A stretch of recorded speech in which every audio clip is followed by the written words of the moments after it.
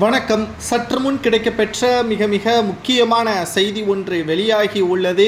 அனைத்திந்திய அண்ணா திராவிட முன்னேற்ற கழகத்தின் பொதுச் செயலாளர் என்று அழைக்கப்படக்கூடிய எடப்பாடி பழனிசாமி அவர்களை கொடநாடு வழக்கில் விசாரணை செய்ய சிபிஐ துறையினர் டெல்லிக்கு அழைத்து செல்ல உள்ளார்கள். இது ஓபிஎஸ் அவர்கள் டெல்லிக்கு சென்ற பிறகுதான் இந்த சம்பவம் தமிழகத்தில் அதிமுகவை முற்றிலுமாக கைப்பற்றுவதற்கு ஓபிஎஸ் அவர்கள் போட்ட திட்டமாக பார்க்கப்படுகிறது. அதிமுகவில் ஓபிஎஸ் அவர்கள் மீண்டும் இணைய வேண்டும் என்றால் முதலில் எதிர்ப்பவர் எடப்பாடி தான். அவரது பதவியை தற்காலிகமாக பயன்படுத்தி கொண்டிருக்கின்ற எடப்பாடி பழனிசாமி அவர்கள் முழுமையாக அதை அவரிடம் பறிக்க வேண்டும் என்றால் அவர் செய்த ஊழலுக்கும் அவர் செய்த துரோகத்திற்கும் அவர் சிறைக்கு செல்ல வேண்டும். முதலாவதாக கொடநாடு வழக்கு கடந்த சில வருடங்களாக தமிழக காவல்துறையினர் விசாரித்து வந்தார்கள். தமிழகத்தில் ஆட்சி மாற்றத்திற்கு பிறகு வேறு வழியில்லாமல் இந்த வழக்கை சிபிஐ துறையிடம் மாற்றி கொடுக்கப்பட்டது.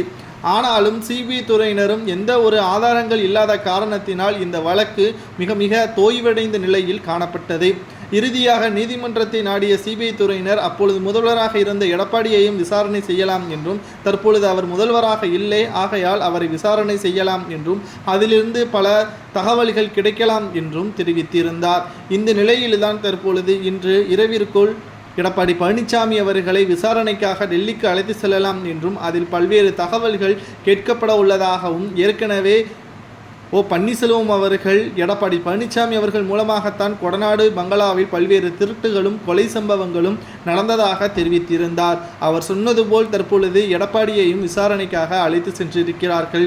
எடப்பாடி பழனிசாமி அவர்கள் இந்த விசாரணையில் பல திடுக்கிடும் தகவல்களை உளறினாலோ அல்லது மழுப்பினாலோ நிச்சயமாக சிபிஐ துறையினர் கண்டுபிடித்து விடுவார்கள். இதனால் எடப்பாடி பழனிசாமியின் கதை முடிவதோடு அதிமுகவை மீட்டெடுக்கும் வகையில் ஓபிஎஸ் அவர்களுக்கு இன்னும் அதிக அளவு வாய்ப்புகளை ஏற்படுத்தும். இதனால் மீண்டும் அதிமுகவை இணைந்து கொண்டால் ஓபிஎஸ் அவர்கள் தலைமையிலான அதிமுக செயல்படுத்த தொடங்கிவிடும். பாஜகவும் கூட்டணியை வைத்துவிடும். சட்டப்பேரவை தேர்தலை அதிமுக மிக பிரம்மாண்டமான கூட்டணியை வைத்து திமுகவை வீழ்த்துவதற்கான ஏற்பாடுகளையும் மக்கள் மத்தியிலும் தொண்டர்களும் விறுவிறுப்பான வேலைகளை செய்வார்கள் என்பதுதான் இதன் திட்டமாக தற்பொழுது தகவல்கள் கசிந்துள்ளது. நிச்சயமாக எடப்பாடி பழனிசாமி அவர்கள்தான் இதில் கொலை குற்றவாளியாக கருதப்படுகிறாரா அல்லது இதற்கு மூலதனமாக செயல்பட்டாரா என்பது விசாரணைக்கு பிறகுதான் தெரிய வரும். ஆனால் ஓபிஎஸும் வைத்திலிங்கமும் இவர்தான் குற்றவாளி என்று கூறுவது சரியா தவறா என்பதை உங்களது கருத்துக்களை கமெண்ட் வாயிலாக கூறுங்கள். ஓபிஎஸ் பாஜகவுடன் கூட்டணி வைக்க வேண்டும் என்று கூறுவது அதிமுக வெற்றிக்கு வழிவகுக்குமா அல்லது தோல்வியே தான் தழுவுமா என்பதையும் மறக்காம கமெண்ட் வாயிலாக கூறுங்கள். நன்றி, வணக்கம்.